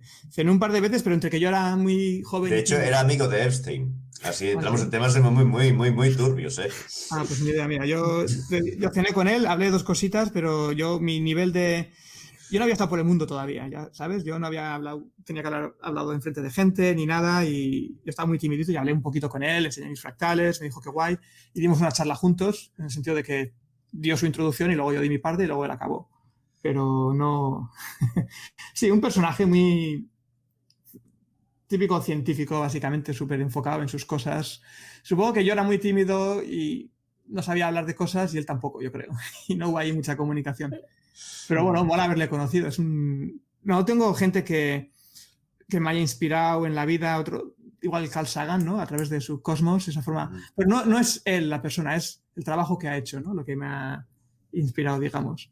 Y en el caso de Benoît Mandelbrot es lo mismo. Él como persona no me ha inspirado nada, pero su trabajo ha sido súper influenciante. Porque el tema de que, de hecho, muchos de nosotros de las Demoscenes y gente en general que estaba con los ordenadores en los 80, muchos de los chavales programaron fractales. Fue una de nuestras introducciones a los gráficos. Y no sé, tengo muchos recuerdos de hacer fractales de chaval ahí en el 386. Bueno, creo que hemos tenido, sí, nos has hablado un poco de todo. No sé si tenéis alguna pregunta pendiente. Yo lo último, ya creo que para ir terminando, porque creo que ya nos estamos yendo casi de tiempo. ¿Cómo ves el futuro? Bueno, ya nos hablaste un poco de que... El futuro... De que veías que la realidad virtual se podría volver habitual o mainstream o algo así. Bueno, no sé si Sí. a lo mejor tienes alguna información así extra, ¿sabes? Alguna disrupción que pueda llegar próximamente, alguna sorpresa que no nos esté esperando, alguna sorpresa buena, porque creo que nos merecemos después de este año, de este último año, nos merecemos algo bueno que venga. O, no sé, la idea que tienes de lo que va a venir en gráficos. Buah, tengo a saco de opiniones, de hecho. A ver, lo de la realidad virtual no voy a hablar mucho, pero lo que ha pasado es que la gente era muy ingenua, pensaban que esto iba a funcionar en 5 años. Es como, bueno, antes de que salieran los iPhones, 10 años antes teníamos los tablets esas con el lápiz. De hecho, Sergio, me acuerdo que nos enseñaste en una Euskal Party, no sé cuándo, en el año 99 o 2000, que tenías una Palm, Sí, que tenías tu agenda y tal. Y esto era el iPhone, ¿vale? Pero no existía Facebook, no existía Internet, no era el momento adecuado. Y luego salieron mucho más adelante, Apple reinventó lo que ya había sido inventado pero era el momento adecuado de sacar un iPhone, básicamente. ¿En el 2007 fue o cuándo fue esto? Sí, por ahí, la realidad virtual, el 2007-2008, sí. 2007. Sí, la realidad virtual lo mismo. Ha habido varios intentos y pues ya llegará el intento bueno cuando hay elementos, hay ingredientes que no conocemos todavía, que estarán, y cuando estén, pues el intento que justo salga en ese momento será el que florezca. Pero bueno, la realidad virtual ya se está adaptando mucho en el entorno de la creatividad para el mundo del cine, para el tema de pintar, modelar, esculpir, producción virtual y tipo de cosas. El mundo del entrenamiento también, de lo que hablaba yo antes de hecho, cuando estaba en Bélgica hicimos realidad virtual. Cuando estaba en esas empresas que hacíamos plantas petrolíferas en Noruega y tal, teníamos un sistema de realidad virtual de Silicon Graphics y yo programé realidad virtual en el 2003 y 2004. Y se utilizaba para entrenamiento de los operarios que van a ir ahí a cambiar las válvulas y tal. Me parece muy importante porque, bueno, pequeña nota personal, uno de mis hermanos trabajaba, ahora se cambió un poco de sector, pero haciendo tuberías para la refinería de Coruña, y realmente es un trabajo peligroso. Todos los años hay accidentes, o sea, mucho mejor si puedes tener... Exacto. Puedes hacerlo virtual y puedes entrenar virtualmente y todo eso. Yo creo que habría incluso un ahorro de vidas con esa tecnología. El problema, yo creo, con la realidad virtual es que hay mucha gente que no tiene visión.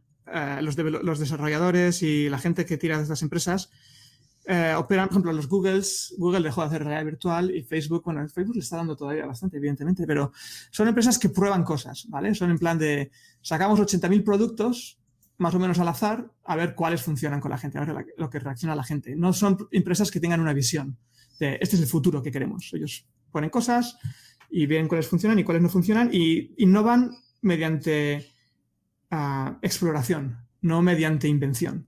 Y por eso Google falló, porque se metió en el mundo de la realidad virtual esperando que la industria de la realidad virtual le dijese a Google lo que hacer. No tenían visión propia y todos los productos que han hecho han fallado. Facebook es una cosa intermedia, pero yo espero que Apple, que es una empresa que no pregunta a la gente lo que quiere, sino que les propone lo que va a ser el futuro, tiene una visión, ¿sabes? Son inventores, no son exploradores. Y creo que ellos posiblemente sean los que vayan a tirar para adelante de la realidad virtual con una propuesta a los usuarios de sirve para esto. En cualquier caso, la gente que está trabajando hoy en día, poniendo Apple aparte, que no sé que están trabajando, pero no sé lo que hacen, pero la gente que está trabajando en realidad virtual le ha faltado mucho de de proponer cosas. Simplemente han generado tecnología esperando que algo funcionase para algo, pero no han ido con una propuesta concreta. Quill es un ejemplo de propuesta concreta. Pelis de animación, pum. Estamos ahora tocando la puerta de los estudios, a ver si lo adaptan, si los enchufamos a los Netflix, a los Disney, y si todo funciona, pues dentro de 10 años habrá una peli. Pero la mayor parte de la gente se lanzaba al mundo de la realidad virtual por la diversión, porque es juego, vamos a hacer cositas, vamos a poner programas, vamos a poner cosas, a ver qué funciona, a ver qué no funciona, a ver que alguien invente algo, pero muy sin mojarse, digamos, ¿no? En mi opinión. Pero bueno, a ver si llega Apple y pone las cosas. Bueno, uno de los temas, ya un poco acabando esto, es que Diego sí que nos comentó que él había unos invitados anteriores de nuestro podcast que la realidad virtual y a lo mejor la realidad aumentada son uno de los pocos campos en los que sí que hay un espacio para la innovación, digamos, a nivel individual. O sea, que aún hay margen de libertad en esos campos. Sí, no hace falta. En otros campos, por ejemplo, la inteligencia artificial y en su interacción con gráficos, necesitas equipos grandes para meterte a investigar algo. En realidad virtual sí es verdad que un equipo de 2 o 3 personas pueden encontrar oro, digamos. Y totalmente diferente de este tema de la realidad virtual, otro pensamiento que tengo sobre los gráficos en general es un poco relacionado con lo que estaba diciendo de Quill, que es momento, los computer graphics ya han madurado, ¿vale? Es como el procesador de texto que hubo innovación en los 80, 90 y ya está. El Word ya está hecho y el Google Docs es el Word y no hay muchas más vueltas que darle. En los gráficos yo creo que a nivel de generación de imágenes estamos ahí, ya está. Ya se han hecho las pelis del Planet of the Apes, se han hecho las pelis de los Avengers y pues ya está, no le puedes poner más florituras a los gráficos. Se puede investigar cómo hacerlo más barato, que haya menos gente en producción y menos dinero involucrado para hacer la misma imagen, pero básicamente a nivel algorítmico, matemático, artístico, ya está. Pero creo que es el momento de, como decía en Quill, de utilizar todas esas innovaciones de hardware y algorítmico para hacer la vida de los artistas más barato. Y no solamente los artistas, sino democratizar la generación de contenido. Por ejemplo, estoy pensando mucho en gente como los chavales ahora que utilizan el TikTok y tal. Hay mucho, ¿no?, de generación de contenido nuevo, pero sí hacen mucho, ¿cómo se dice en castellano? Mezclan mucho contenido que ha hecho otra gente. Hay un montón de chavales que están cogiendo un vídeo que ha hecho otra persona y le ponen algo encima o lo rehacen. Entonces yo creo que puede que haya una necesidad en el futuro de que el contenido 3D sea utilizado por más gente que los artistas que hacen pelis, básicamente. Suponte que hay gafas de realidad aumentada y quieres poner objetos 3D alrededor del mundo en el que estás, lo que fuera. Bueno, no sé, independientemente de que del mundo de la R y el 3D vaya a funcionar, creo que es el momento de que los gráficos se enfoquen más en los pipelines y en las herramientas. Tú no le estás dando nada a la inteligencia artificial para la generación de gráficos, ¿no? No. Me leo los papers y tal, pero no me meto porque todavía me parece que es una pseudociencia. Es fascinante. O sea, es fascinante y tiene un montón de opciones para los artistas, yo creo. No sé si has visto, hay un canal de YouTube que se llama 2 Minute Papers, papers de 2 minutos, y es absolutamente fantástico las cosas que se pueden ver, ¿no? Puedes pintar con 4 polígonos o pintar a papel y genera imágenes fotorrealísticas. Yo creo que en cierta manera para los artistas o para los no artistas puede llegar a ser un punto en el que tú puedas generar cualquier cosa. Yo no soy, yo aparte de, no tengo imagen visual, se llama fantasia.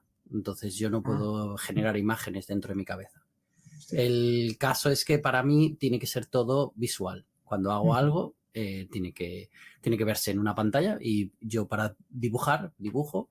Para dibujar tengo que ver lo que estoy dibujando a la vez que lo que estoy pintando. No me lo puedo inventar.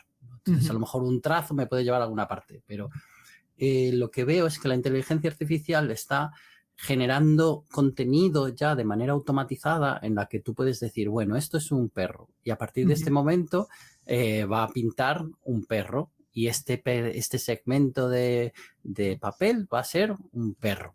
Y ahora no es un perro, ahora es un gato, ahora es un coche. Y entonces la inteligencia artificial está generando está abriendo ese mercado a un mundo diferente que no tenía posibilidades de crear arte. Yo veo la inteligencia artificial como un superpoder que va a extender las capacidades de los humanos. Y en este caso, aplicado a los gráficos, sirve para gente como tú y también para artistas que su trabajo es pintar y son muy buenos visuales, pero con inteligencia artificial. Inteligencia artificial, empiezo a hablar en inglés. AI. Va a servir a los artistas para explorar mucho más rápido, ¿sabes? El director les dice, o el cliente, si eres un diseñador, les dice, quiero más o menos esto. Y ellos hacen 5 bocetos y les dicen, a ver, de estos 5, ¿por dónde crees que vamos bien de estos 5?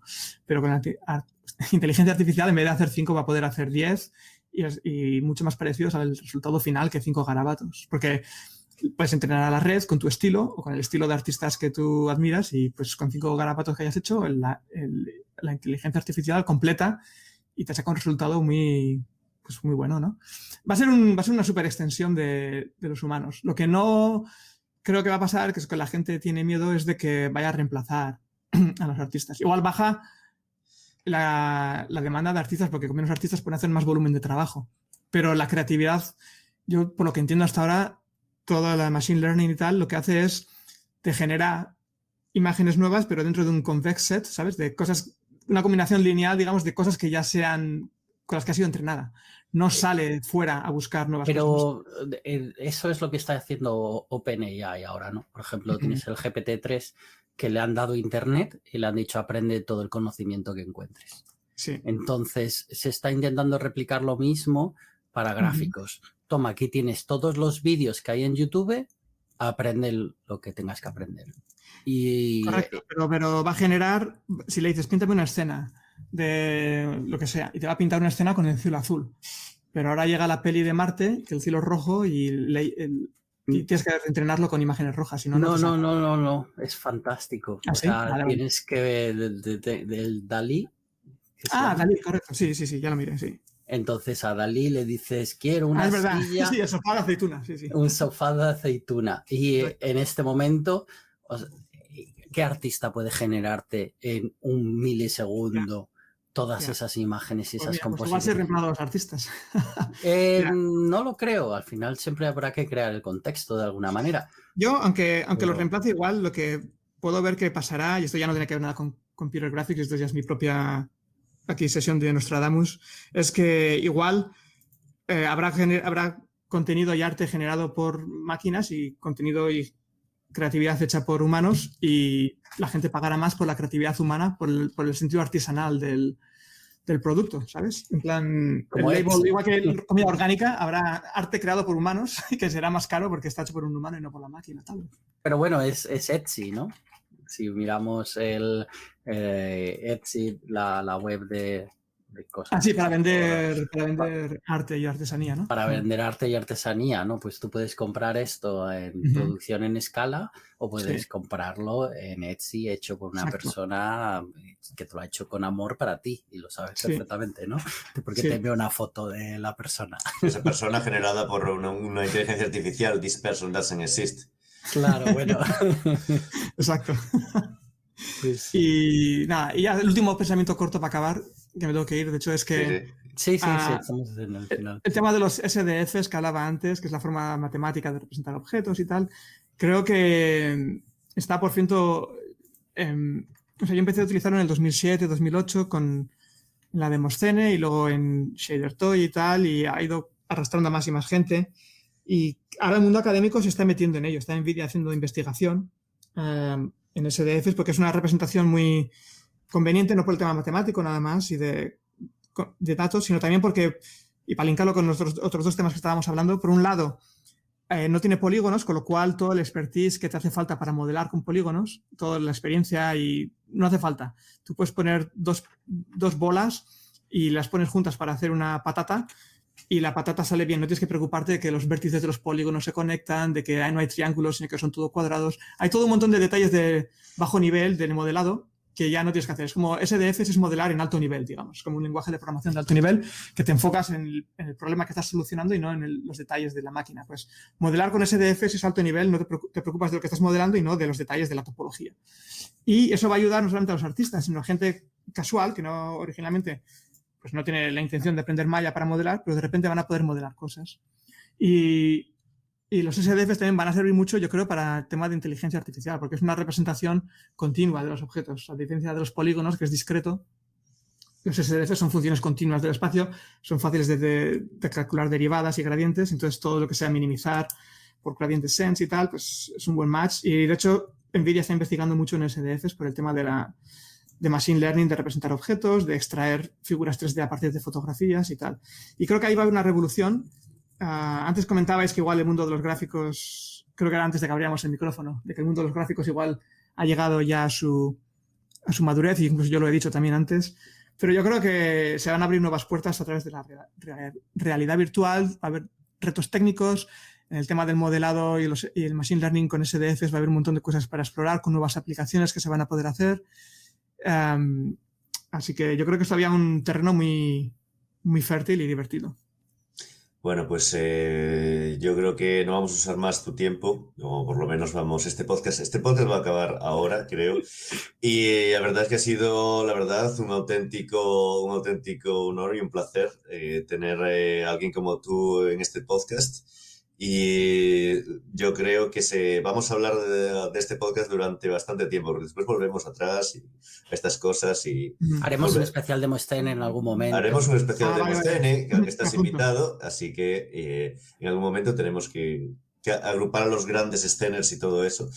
Y la verdad ha sido, sí, un tiempo, un programa y unas aportaciones que vamos a, como ya te he dicho, vamos a estar volviendo a ellas durante bastante tiempo. Creo que va a haber gente que considera esto muy interesante y que hay muchos temas que realmente parece que no, pero están ahí y me parece que los damos por hechos a veces, pero hay mucha gente que no los conoce, se va a interesar, y otra gente sí, que a lo mejor le vas a inspirar a hacer, no sé, otro tipo de cosas, o incluso a lo mejor han inspirado alguna carrera de gráficos. Muchas carreras. Sí, que ha inspirado muchas carreras de gráficos. Y nada, ya es que ahora cuando se pulsa el botón de recording is off. Así que hasta el próximo episodio. Muchas gracias a todos y Gracias. adiós. Hasta la próxima. Chao.